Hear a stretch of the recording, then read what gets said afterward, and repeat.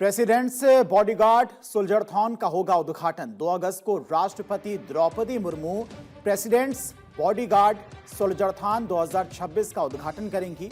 राष्ट्रपति के अंग रक्षकों की 253 साल पुरानी विरासत का जश्न मनाने के लिए सुलझड़थॉन का आयोजन। राष्ट्रपति द्रौपदी मुर्मू पहली प्रेसिडेंट्स बॉडीगार्ड सुलझड़थॉन को हरी झंडी दिखाएंगी। राष्ट्रपति भवन में सुबह 5 बजे होने वाले कार्यक्रम में कई वरिष्ठ अधिकारी शामिल होंगे। सुलझड़थॉन में अनुभवी धावक, परिवार, छात्र, संस्थान, कॉर्पोरेट टीम भाग ले सकती है। इसमें 10 किलोमीटर, 5 किलोमीटर और 3 किलोमीटर की दौड़ आयोजित की जाएगी। राष्ट्रपति का अंगरक्षक दस्ता दुनिया का एकमात्र एयरबोर्न कैवलरी रेजिमेंट है। भारतीय सशस्त्र बलों के सबसे सीनियर रेजिमेंट की स्थापना 1773 में की गई थी।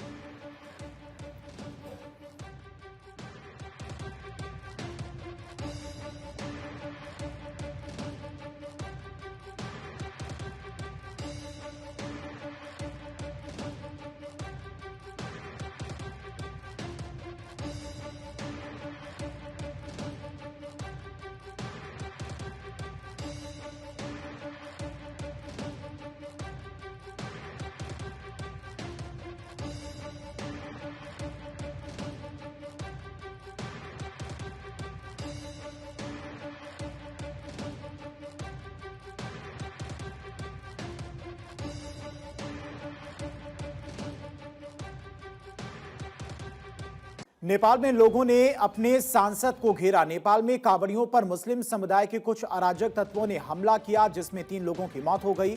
घटना के बाद तनाव, सांप्रदायिक हिंसा, कर्फ्यू और निषेधाज्ञा के बीच आम जनता अपने सांसद को घेर रही है।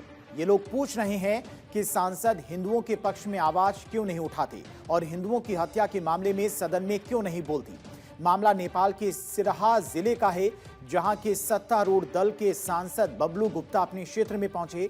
राष्ट्रीय स्वतंत्र पार्टी के सांसद बबलू गुप्ता को उनके ही क्षेत्र की जनता ने घेर कर सीधा सवाल पूछा। लोगों का कहना है कि जनता ने उनको हिंदू राष्ट्र बनाने के लिए वोट दिया। साथ ही लोगों ने कहा कि अगर इस बारे में संसद के अंदर आवाज नहीं उठाई गई तो फिर से जेनजी आंदोलन होगा। सांसद बबलू गुप्ता लोगों को यह समझाने की कोशिश कर रहे हैं कि वे अपने देश के गृह मंत्री से इस मुद्दे पर बात कर रहे हैं।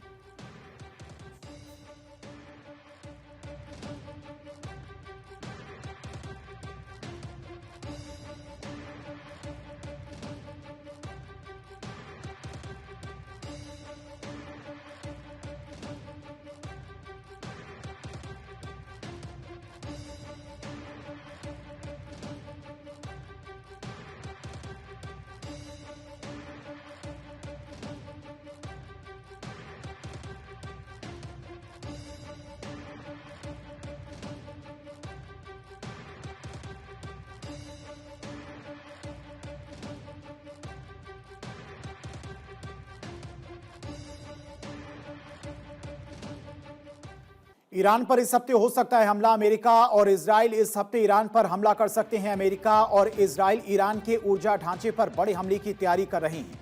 एक न्यूज की रिपोर्ट के मुताबिक इस हफ्ते बिजली संयंत्रों और तेल रिफाइनरीज को निशाना बनाया जा सकता है। दूसरी तरफ ईरान के एक वरिष्ठ अधिकारी ने कहा कि अगर अमेरिका हमला करता है तो उसका जवाब पूरी तैयारी के साथ में दिया जाएगा।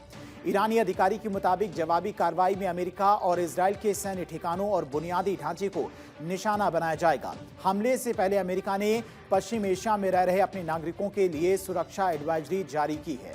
जॉर्डन की राजधानी अम्मान स्थित अमेरिकी दूतावास ने कहा कि क्षेत्र की स्थिति लगातार बदल रही है और इसीलिए अमेरिकी नागरिक सतर्क रहें। एडवाइजरी में कहा गया है कि लोग अतिरिक्त सावधानी बरतें और उड़ानें रद्द होने या फिर हवाई क्षेत्र बंद होने जैसी स्थितियों के लिए तैयार रहें।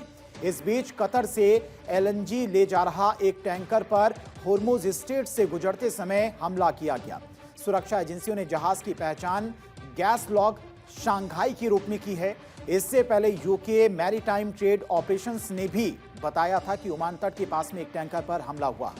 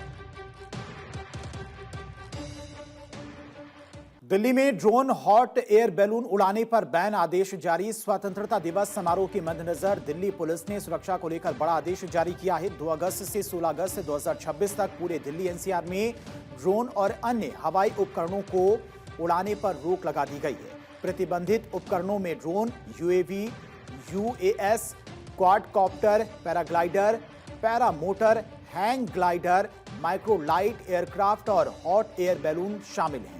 यह आदेश भारतीय नागरिक सुरक्षा संहिता की धारा 163 के तहत जारी किया गया है। इस आदेश का उल्लंघन करने वालों के खिलाफ भारतीय न्याय संहिता की धारा 223 के तहत कार्रवाई होगी। दिल्ली पुलिस ने सुरक्षा कारणों से नागरिकों से आदेश का पालन करने की अपील की है। 15 अगस्त को स्वतंत्रता दिवस है और इसका समारोह राष्ट्रीय राजधानी स्थित लाल किले पर आयोजित होगा।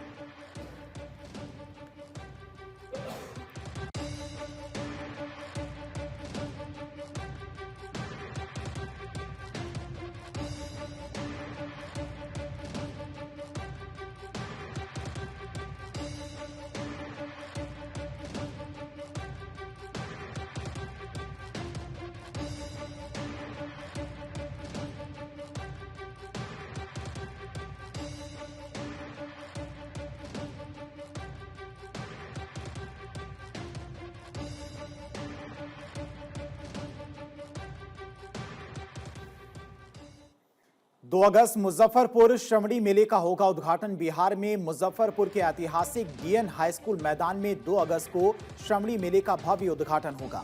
राज्य के राजस्व एवं भूमि सुधार मंत्री सह जिले के प्रभारी मंत्री डॉक्टर दिलीप जायसवाल करेंगे मेले का औपचारिक शुभारंभ। रविवार शाम आयोजित होने वाले इस भव्य उद्घाटन समारोह की तैयारियां अंतिम चरण में पहुंच गई हैं। कार्यक्रम के लिए भव्य पंडाल, मंच और आकर्षक सजावट का काम तेजी से पूरा किया जा रहा है। श्रवणी मेले की तैयारियों को लेकर डीएम कुमार गौरव और एसएसपी ने प्रशासनिक अधिकारियों के साथ में संयुक्त ब्रीफिंग की। अधिकारियों को ड्यूटी के दौरान सेवा और संवेदनशीलता बनाए रखने के सख्त निर्देश दिए गए।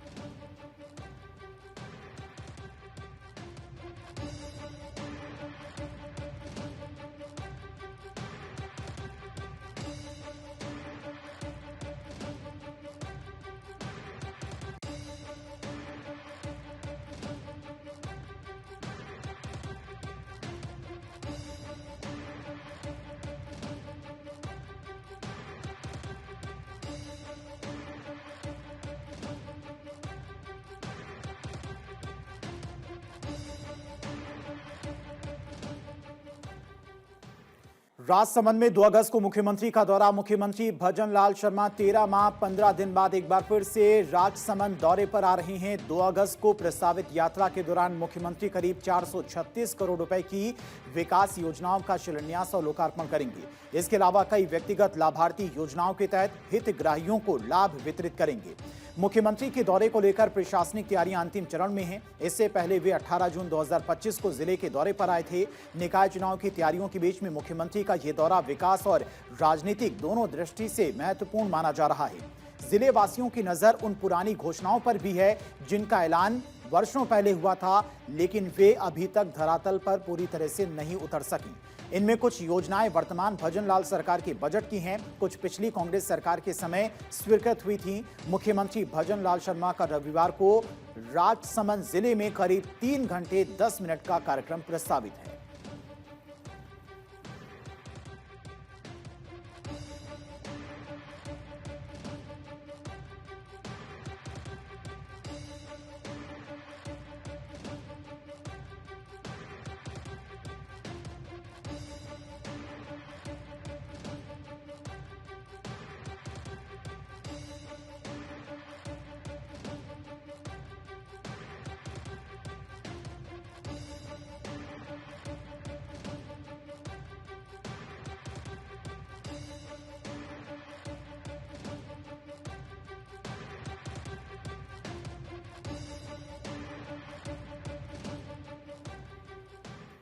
मध्य प्रदेश बैरसिया को मिलेगी बड़ी सौगात। मध्य प्रदेश के विकास और शिक्षा क्षेत्र को मजबूत करने के अभियान में कल बैरसिया क्षेत्र को एक बड़ी सौगात मिलने जा रही है।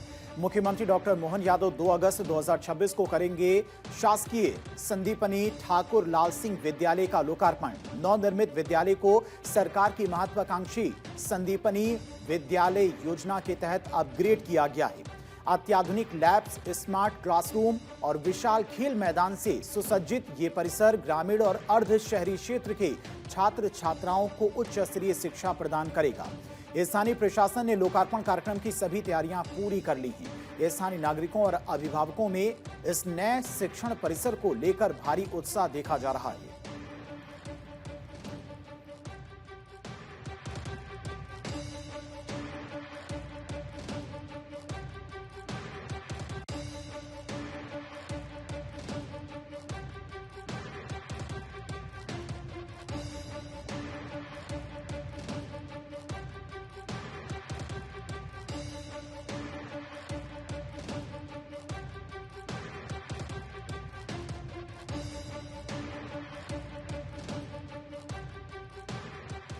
बहराइच में अनुप्रिया पटेल देंगी चुनावी तैयारियों को धार। विधानसभा चुनाव की तैयारियों के बीच अपना दल एस ने संगठन को बूथ स्तर तक मजबूत करने की कवायद तेज कर दी है।